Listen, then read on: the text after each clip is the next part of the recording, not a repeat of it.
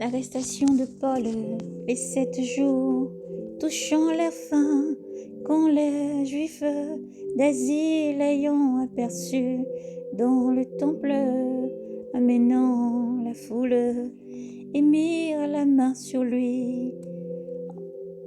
Enchaînés, les hommes d'Israël au secours, le voici, l'individu qui prêche à tout et partout contre nous, peuple, contre la loi et contre les lieux. Et voilà encore qu'il a introduit des Grecs dans le temple et profané ce saint lieu. Précédemment, en effet, il avait vu l'Éphésiens, Trophime avec lui dans la ville, et il pensait que Paul l'avait introduit dans le temple. La vie entière fut en effervescence et le peuple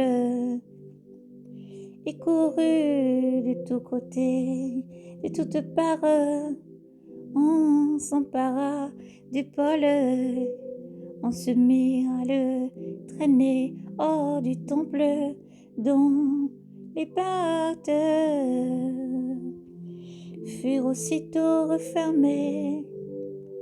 On chercha à le maudêtre à mort quand cet avis parvint aux tribus de la corde. Tout Jérusalem et son dessus, des sourds, aussitôt prenant avec lui des soldats et des centurions, il se précipita sur les manifestants, ceux-ci à la vue du tribut et de soldats cessa de frapper Paul.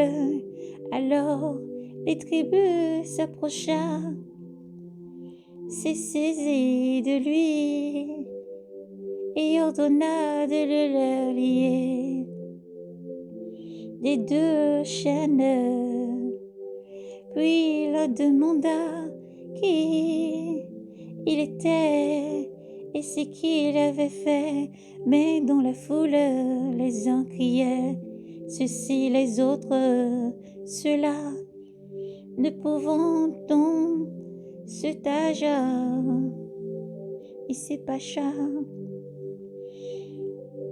obtenir aucun renseignement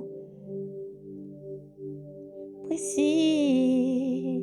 Il donna l'ordre de conduire Paul dans la forteresse.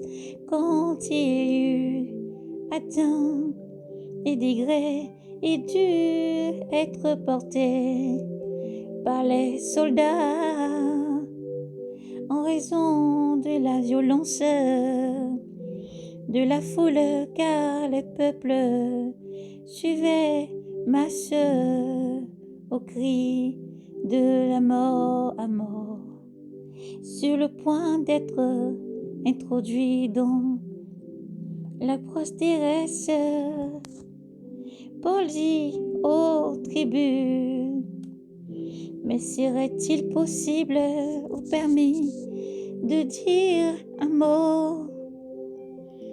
Tu sais le grec, demandant celui-ci, tu n'as donc pas légitime qui s'étend dénié à soulever 4 bandits et les a entraînés au désert.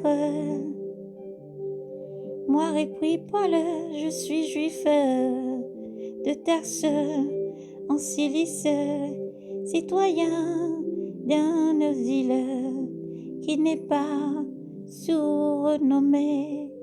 Je t'en prie,